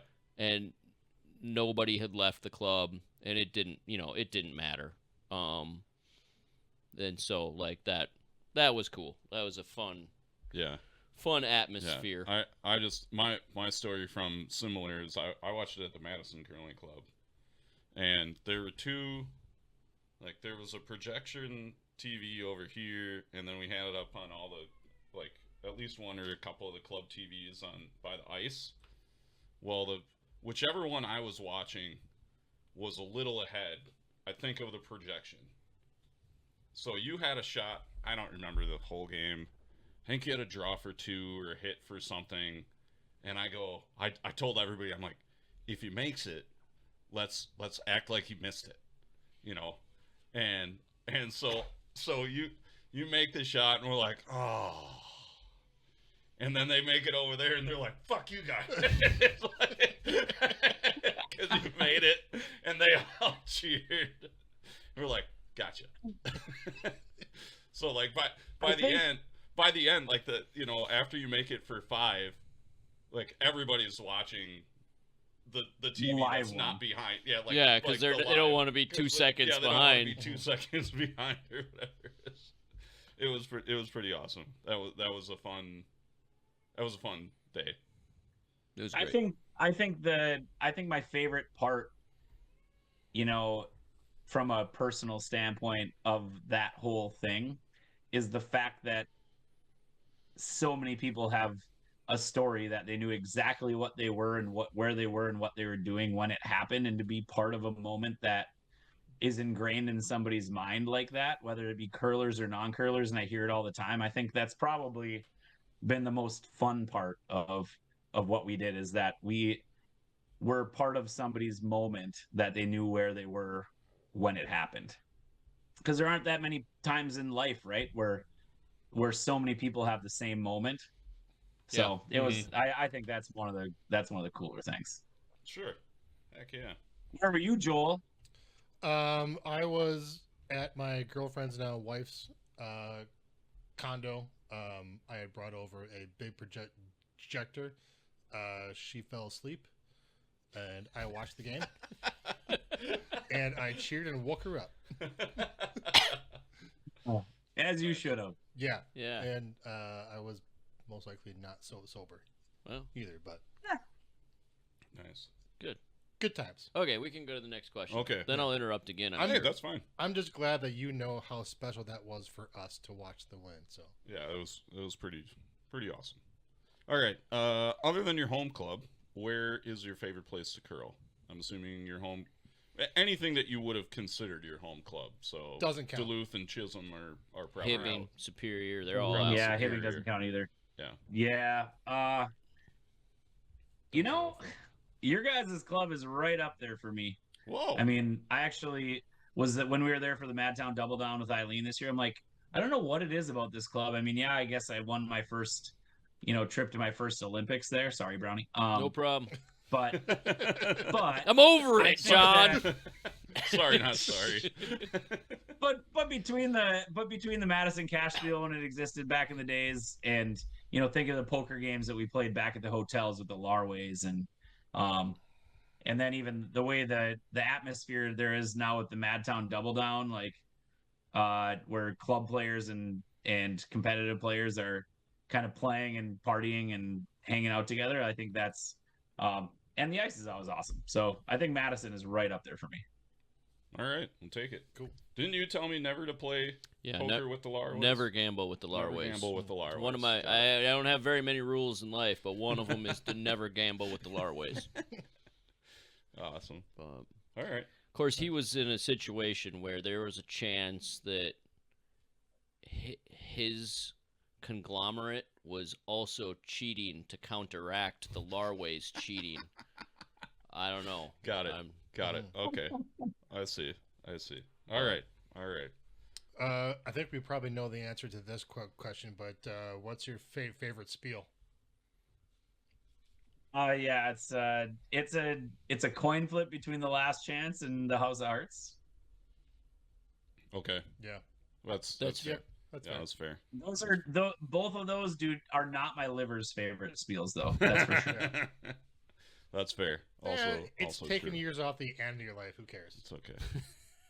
All right. Setting money and championships aside, what is the best or strangest thing that you've ever won? I mean, see that brass rooster back there? Yeah. I mean, I won that guy a few times. Like that, actually, the original Shuster Cup was just a plastic Labatt blue cup that we played for the first year. And my uncle, who his last name is Crea, who curls in St. Paul, he's like, someday I'm going to find the proper thing for this. And he looked all over random pawn shops and like hobby things and whatever down in the Twin Cities and found this brass rooster and decided we were going to have the Shuster rooster. So I like it. It's a pretty great I rooster. didn't want anything crazy though. Yeah. What's that? It's a pretty great rooster. I mean, like, I feel like that thing found its destiny. You must. Living on top of a trophy. It's like it was made for it, for sure. Yeah. There you go. You must not have been playing in the same. We had Smitty on. Was it last year or 2 years ago? I don't remember. Last year, I think. I think it was last year. He won some used luggage, like one luggage as a result of winning the Bonspiel. But then like went to use it and opened the pockets and they're like, It was like a used toothbrush. yeah, the used toiletry toothbrush bag was or still in there. Band-Aids or yeah, like it had definitely been It was used. I wish I had that good of a. I wish I had won something like that, but no, not in my day. Huh. Wonder who he played with. We'll I don't get know, him. we'll we have might to- have to get him back we'll on have the to show do and a- find we'll have out to who do he an played update, with yeah. in that spiel. What's a skill or talent outside of curling that you have? Mine's probably whistling. Whistling. Whistling? He is a good whistler. Yeah. I've the only time I've ever performed with like a live band and made a cameo, not to be karaoke, was we had a duet that used to play at the Pickwick when I worked there, and then I even went after if I was there on a Thursday night, and it was just a little acoustic duet that played every Thursday night, and they were playing me and Julio down by the schoolyard, and they whistled through it one day. I was like, "You guys ever want a professional? I'm here, baby." And so the next week they're like, "Well, last week we heard we have some talent in here," so they brought me up on stage, and when I whistled that second verse, they were like, "And he wasn't lying." Nice. So- I saw that. I saw that live once. I don't know why. Him and Julio. How did you do it a bunch of times? John and Julio down at the schoolyard? I've done it a bunch of times. Okay. Yeah. Because I was going to be shocked if I happened to randomly be there the That's one awesome. time you did it. All right. But I saw you. I performed, live probably 20 times maybe. Okay. I was there. For I did all it of when them. we were just in St. John's, actually. When we were at the last slam, there was like a the open mic karaoke thing, and the guy was gonna play it. I'm like, I'll whistle the second verse for it. He's like, all right. All right. Cool. Nice. That's pretty cool. That is definitely a unique answer that we've had. So Yeah, far. that's a good answer. Yeah. Great answer. All right. What helped you along the way in becoming the curler that you are, becoming a better curler? I think for me, most of it is always trying to learn, and I think that started way back in the days of, playing in league with my dad. And my dad's like, he's a really smart skip, like that's kind of his deal. And I think that's kind of where I got my interest in trying to learn how to be a smart skip like my dad was at the beginning. And then, going to junior camps, it was Jim Dexter and Lynette Monkberg that kind of guided us along the way. I mean, Dex was the man responsible. I actually threw tuck until I was like 17. And I was like, hey, can I throw a couple flat foot slides on the camera? He's like, whatever, Schuster. And I slid a couple times. And then after we came out to go review the tape, because back in that day, it wasn't that, you had to pull the, video camera off and connect it to the TV. And he's like, Schuster, stairwell now. And we're in St. Paul and, pulled me up in the stairs. He's like, if you ever, and I thought he was going to chew me out for like demanding extra time and they didn't have kind of thing. He's like, if you ever show up to another one of these camps and you're shooting tuck, I'm never working with you again. And I was like, why is he? He's like, that slide that you just threw on the camera was better than every kid that's in this place and you've never done it. Like, you'd be stupid to keep throwing tuck kind of thing. And that was that year. I played myself tuck versus flat foot the whole first half of the season. I still shot tuck at state juniors. And when we didn't make it, I switched to flat foot the next day. And yeah, so I mean, and stuff I'd learn at camp, I'd take with me and practice when I was practicing at, every day after school and that kind of thing. And even till now, like you still have different rules, like 4 rock turning into 5 rock, turning into no tick rule. And I was trying to kind of learn and get a leg up that way. And that's, kind of what's been the most important thing for me, is to always continue to try to learn and improve. Nice. You still think you could throw some tuck? Oh, I could. I throw nasty tuck, man. I think actually now, though, I kind of dinged my knee up this last summer where now if I get too far, it actually hurts. So maybe I couldn't. I don't know. Haven't tried this year. Got it. Getting old's the worst. Yeah. Does that ever go away in a Ranger, though? Like, isn't it, like, always there? I think so. Throwing tuck. Yeah, throwing tuck. I think tuck's always in there, in here. It's like the Manitoba. It's still, I mean, you think of how many flat foot players prefer the out turn to the in turn. It's not a lot, but I mean, I still feel like when I'm throwing that out turn that I'm still like down on the ice throwing a tuck, and all tuckers prefer the out turn to the in turn, So who's got the best tuck of all time? Of all time? Yeah. I mean, you can give me a probably couple. Back in his young, yeah. I mean, you're talking John Meade, probably. Maybe Jeff Stoughton, like those squareness of those guys. Yeah. The most fun tucks of all time, though, like Dave Bomer. Yeah, that was a crazy one. You guys Aaron I don't Gates think had I a- know Dave Bomer. I was thinking the John Night Meade. Train. The Night Dave Train. Night Train Bomer. Yeah. Whoa.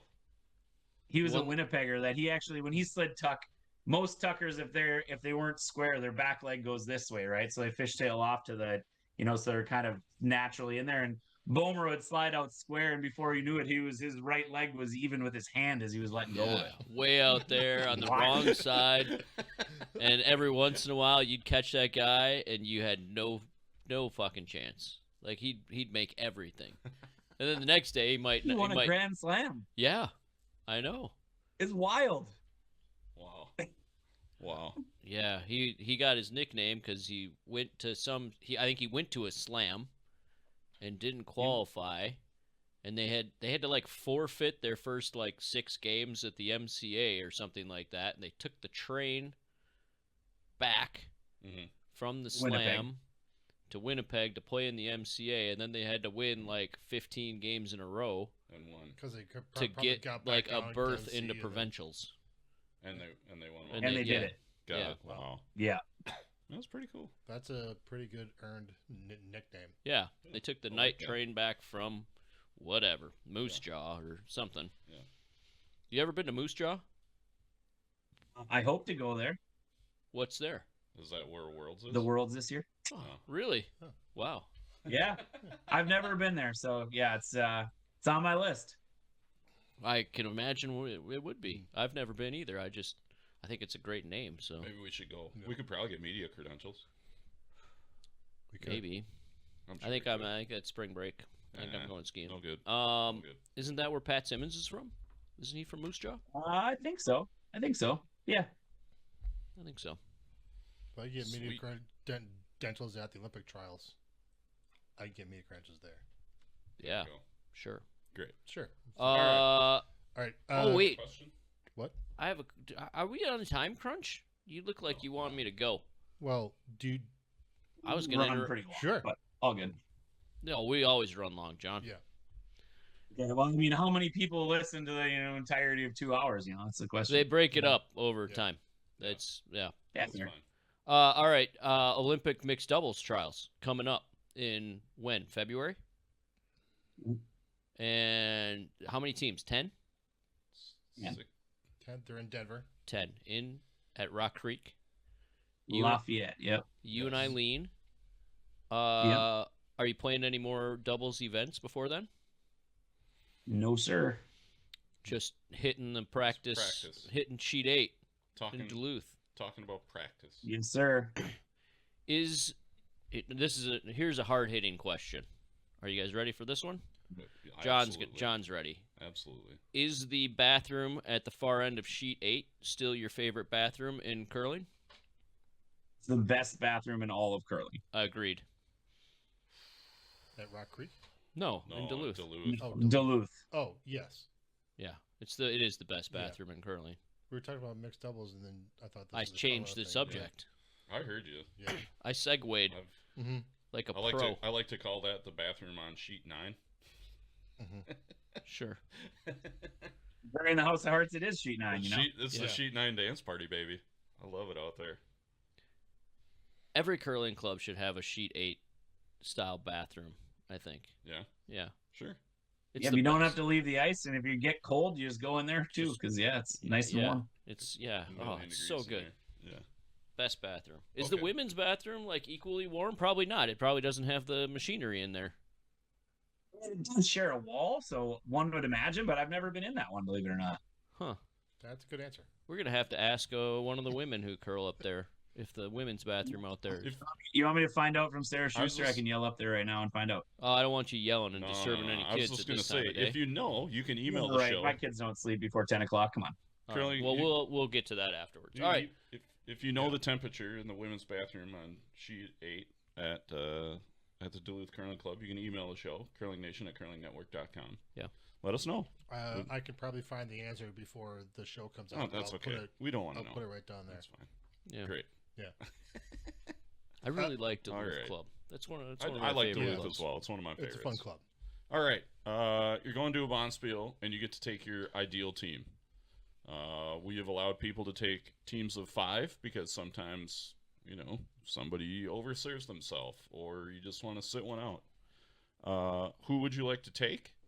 Can be alive, dead, curlers, non-curlers. And then sub-question, where would you like to go? I think for me, I've been asked this question before, and I think I'm going a different direction this time. Okay. I think I actually want to go to a Bonspiel with the 1976 world champions from Hibbing. Bruce Roberts, Joe Roberts, Gary Cleffman, and Jerry Scott.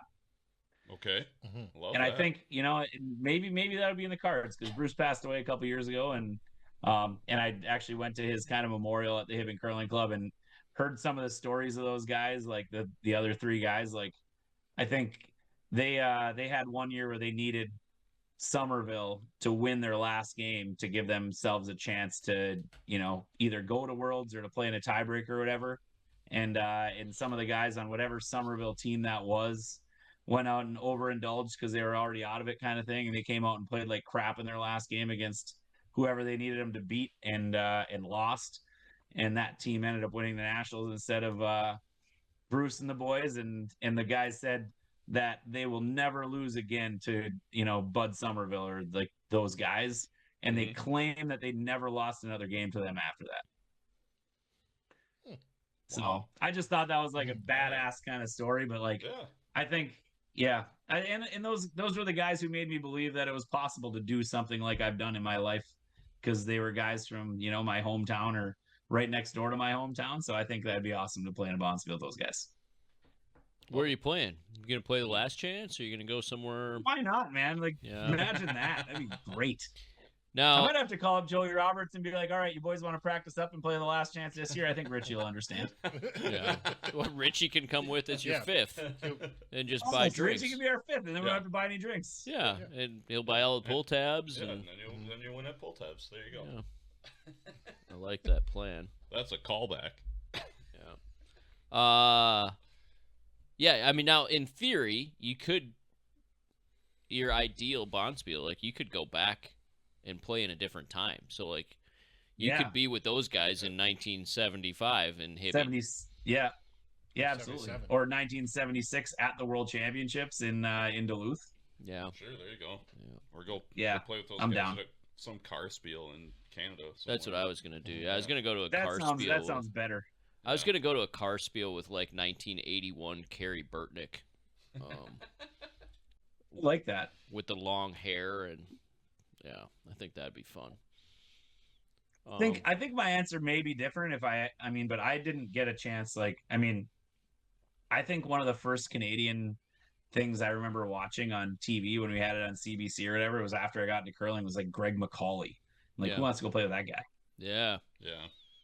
actually, Greg's. So, you know, I alright. got a Some of much the other healthier guys. dose of like Jeff Stoughton, you know, than I did probably of some of the, you know, Burtnick in his prime, and even, you know, Martin in his younger years, and yeah, that kind of thing. Yeah. Got it. All right, I think we can go to the next one. Last one? I'm gonna come back probably to another. Sure. Okay, I'm gonna that's think of another That's fine. random question for him, but All right. You're a baseball guy, so you know what a walk-up song is. If you had a walk-up song for curling, what would be your walk-up song? Dead air, man. Dead- Just silence. Just Just like a silent? funeral march, man. Yeah, screw it. Wow. No, you know what? I think my walk-up song is probably my favorite one, and actually someone's using it on tour right now. I think it might even be Jacobs might be using it. Is like what Snoop Dogg Still, like Dr. Dre Still. Still, Just so iconic. I love still that. Dre. Yeah, Alright. Still Dre. yeah, Yeah. That's Still good a pretty stuff. great beat. But I guess thinking about it now, like, you know, with, you know, the success I've had, I kind of like it. That's good. Yeah, it's great. I can put still DRE on the Spotify playlist. Yeah. There you go. Put me and Julio I on can't there put- too. Yeah, It put won't me be and the- Julio yeah, on yeah, there. yeah. Down by the It schoolyard. won't, yeah, it Yeah. won't be the John Shuster version, but If you want to hear me whistling, you know, the second verse throughout the course of a game, like, you know, during something, you play that on my walk-up song, and I'm gonna be whistling that Sun Beach the entire game. Yeah. all right. All right. Now you don't have to say anybody who's like a current opponent, because I don't want you to like be giving bulletin board info out. Who's your favorite person? Who historically? Who's your favorite person to beat? Craig Brown. Ben Ebert. Yeah, that's fair. And it's not and the crazy thing is, like, I mean, I just ordered 2 custom bats for Hebert that he can't get to Canada. You know, sat down, had a couple beers with him. Like, I actually really, really like Ben Ebert. But you know, you just always like beating those people that hate frickin' losing. Yeah, Like, just fun. yeah. No, I get it. I also, you know, I like beating Bruce Mowat and stuff too. Like, I think beating the team that is, you know, when we beat him at this last slam was kind of it's kind of fun. And, you know, at one point when they're earlier in their career, talked a little smack that somebody maybe from our team or our coach overheard in a hallway somewhere. And I think after that we beat them like 4 times in a row, and they're just being like, oh, those guys kind of thing. Sure. So, Yeah. but the crazy thing about that is, like, those guys have also become friends and stuff too. So, like, I have no ill will toward it, but now it's the fact that, you know, they're the top of the top, right? Like, so Sure. it's always for me, I could care less. I think my favorite team to beat is probably the number 1 ranked team in the world at the time. Okay. So you don't have any historical guys that like. I always really, really liked beating Poosty. Yeah. Like, I mean, I played with Boosty in league for a couple years. yeah, I mean, Paul's great, you know, and I mean, I played a nationals with Paul, and he, you know, up Yeah. until up until you came along and started winning a million things in a row. Like he was probably the most team to beat. He's maybe the most decorated curler in U.S. history. You know, I mean, with the exception of maybe Bud. Well, I mean, Bud at the world level, but at the national level, I mean, At the Paul was national- definitely it. I remember At the national level, it was Here's a- Paul. here's a good story for you boys. I was when I was playing with Paul in league, he had just won his 100th game at a U.S. Nationals in one of the years I was playing with him in league, and it was a story in the paper or whatever. And I'm like, oh, 100 wins at the Nationals, like that's awesome. And he gave me a little twinkle in his eye. He's like, good luck ever getting there. Yeah, how many do you think you I got? have more- yeah, I think it's in the 130s. Oh, I'm surprised it's not higher. I'm over 100 too, and I haven't even played in a long time. So, and plus I don't have the winning You played percentage a fair you amount do. earlier than I did. Yeah, I don't have the winning percentage you do though. But There you go. Yeah, it might be in the 140s now. I don't remember, but I remember as a kid being like, oh, that wouldn't have been what I would have did to somebody who I knew was going to be an aspiring curler. Be like, good luck ever getting there, like in kind of a cocky way. Yeah. But you know, it kind of fuel it. You know, it was good. Sure. Yeah, it was a different deal back then. You know, I mean, like, starting in whatever 04, like, right. There's not districts and state anymore, and so like there was a lot of years where somebody like Paul or somebody like Somerville or somebody like my dad don't make it to nationals because they get beat by the second best team in the country at state, or you know, something like it was tough. It was tough to get to nationals. Yeah, it might have been. That's even you look at junior nationals back in the day. Yeah, I mean, we had 12 teams. Like I had, you know, we had one team getting out of Minnesota, or maybe two, and you know, I had to deal from the time I was young. I didn't play my first junior nationals until I was in college. Mm-hmm. And it wasn't because I wasn't one of the best 10 teams in the country from the time I was in 10th grade. It was because the two best or three best teams in the country are all playing in Minnesota State. Yeah.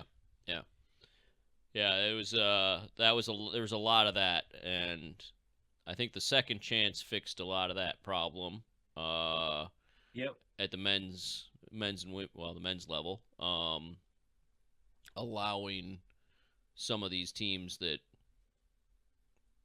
very much deserve to be there. Game or a bad week. Yeah, it's a second chance. Very much deserve to be there, getting there.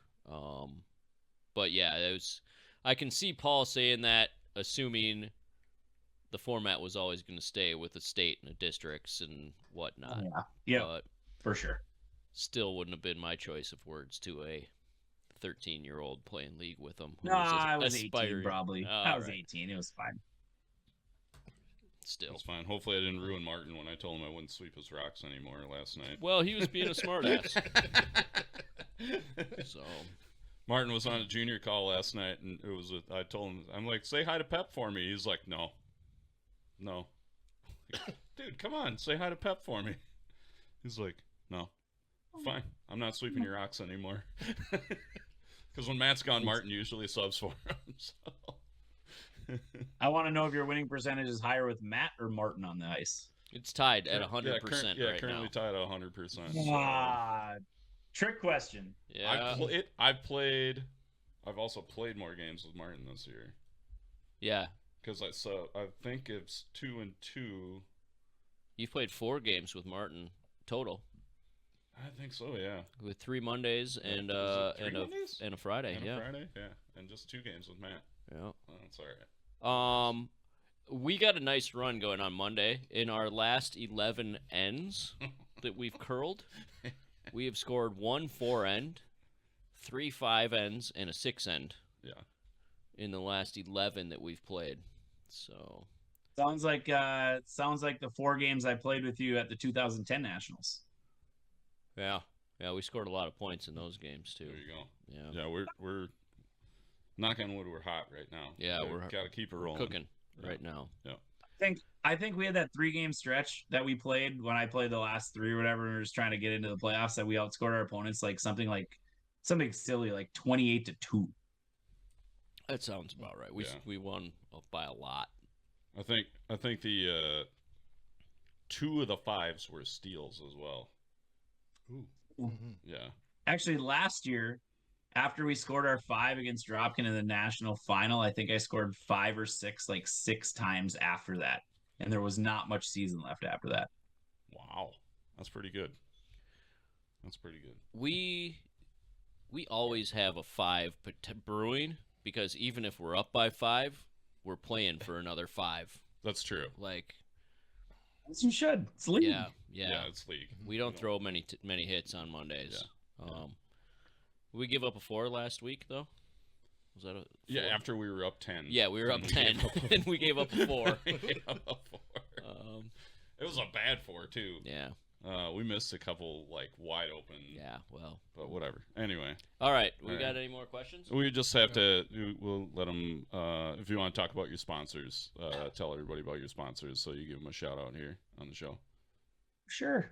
Yeah. I mean, we've, as I mentioned earlier, like Allianz Life Insurance kind of came on board prior to this last Olympics, and after the Olympics got done and we did some stuff with and around them, they're like, we're with you through the next Olympics, and yeah, they stuck by that, and I think we just signed to be for them to stay on through June of 2026. So yeah, it's obviously it's a nation, or it's a worldwide company. They're based in Germany, but their US office is in Minneapolis, and they've been by and far away the biggest and best sponsor that we've ever had. So Allianz is our main sponsor, and then Hardline.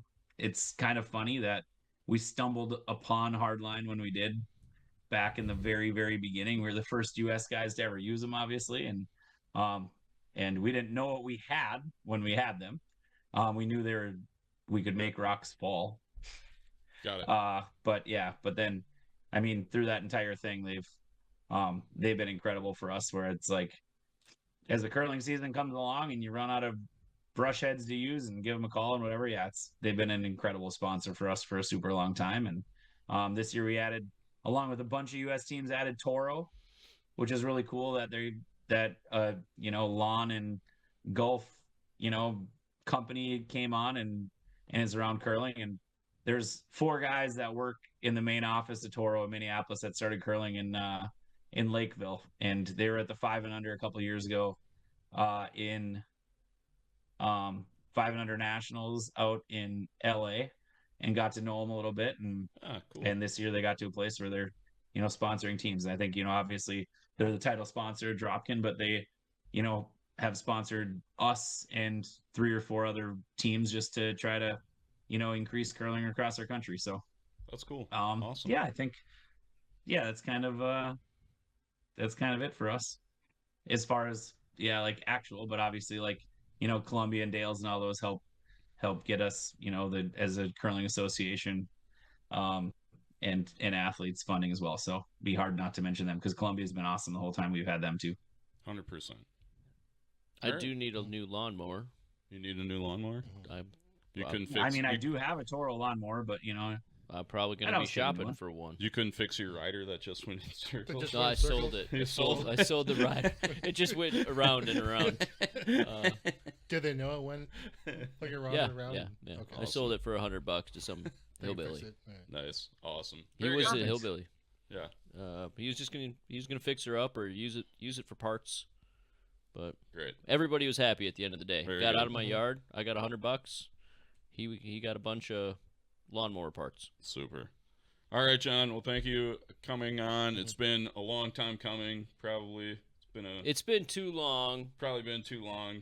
But we figured you were the guy that everybody expected us to have on, and we wanted to just keep them hanging. Yeah. Now the show is probably gonna go right in the shitter. After, well, no, I mean it'll be fine for this episode, but then everybody else is gonna be like, oh, well, they got John now. Well, I don't been need a to good listen run, anymore. boys. Yep. All right. Maybe we'll bring John back next week. I'd like to think if I lived in Madison, I would be, we'd have to make that table a little bit bigger, and I'd be one of you for grilling other people. But unfortunately, here we are. Well, if you're ever in town and want to do a live episode, we welcome you to come in because then we get to have meats. Joel usually makes bacon if we have live guests. So Yeah. Yeah. Son of a gun. All right. All next right. year, you know, Madtown Double Downs in the cards next year. Then we eat bacon and talk on the pod. Yeah. Let's go. If you stick around long enough, because I'm usually doing the live stream. Maybe we can do a live show. We could do a hot stove at the curling club. Oh, A hot stove. Hot stove. God, We'll teach you. Stupid. What a stupid We'll teach you term. what a hot stove is. What a stupid term. All right, John. Apparently, I've run out of stupid things to say. So Never. Never. Just wait till next week, folks. Next week for your next guest, you'll have all kinds of yep. stupid things. No. I'm full of it. Brand new Full stupid of them. stuff. Yeah, brand new stupid stuff. All right. Thanks, buddy. Good curling. Merry Christmas. Happy New Year. Yeah. Good luck. Thanks, John. Thanks, John. Hey, Merry Christmas. All right, everybody. Thanks for tuning in to episode 5, season 5 with John. Big thanks to him for coming on again. Great interview, fun interview. Really appreciate that. It was time to have him on the show. It was finally It was finally time. So, if you have suggestions for other guests, email the show, curlingnation@curlingnetwork.com. Hit us up on Twitter, Facebook, whatever. You can find us out there in the social medias. Text, call, smoke signals. I don't know. Get in touch with the show. We'd love to hear what you have to say. Thanks to Modus Financial, moduscc.com. Hit them up if you need, if you're a small business, big business, need their help. Yes? I don't think smoke signals is going to work. Smoke signals will not work. Okay. You gotta be pretty Cross close. that out. Not a good way to get in touch with the show. Anyway, other Modus. You were talking about Modus. Yeah, Modus. ModusCC.com, Endgame. endgamecurling.com. Big thanks to both of them for being part of the show. That's it. I don't think we have a lot to say. Happy holidays. Happy holidays. Happy holidays. Yep. Merry New Year. Merry New yeah, whatever. The Festivus. We're going to the football game on Monday, the 23rd. Yeah. It's going to be a good time. Ooh. Team outing. Dun, dun, dun, dun. Monday night curling team outing Yeah. to Monday night Monday football. Night football. Yeah. It's going to be a show. We're watching the good team. Yep. Not the Vikings. Yeah. Was that the Vikings Packers game? No, No. it's Packers Saints. But Packers Saints. we'll be there. If you're going to be there, let us know. Hook Maybe- it. Yeah. Maybe we'll come and find us. Have a beer. All right, that's it. Mike. Craig. Joel. Out.